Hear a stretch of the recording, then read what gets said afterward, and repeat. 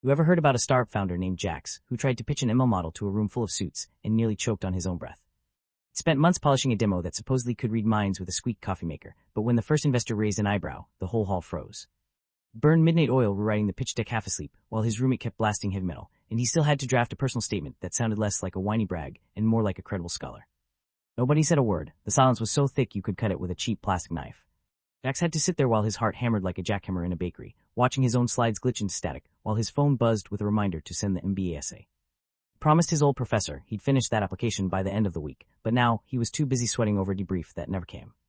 At one point he tried to crack a joke about his model's overfitted ego, but the crowd just stared, eyes glazed like old TV screens. Felt the weight of his own pretentious collapse. The startup was barely a side hustle, the MBA was a pipe dream, and the pitch a disaster show.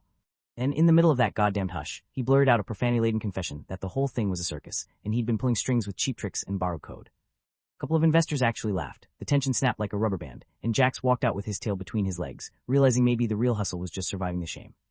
Later that night he opened his laptop, stared at the blank document, and let out a guttural laugh that echoed through his empty apartment, knowing the whole charade had been a circus act he'd never afford to sponsor.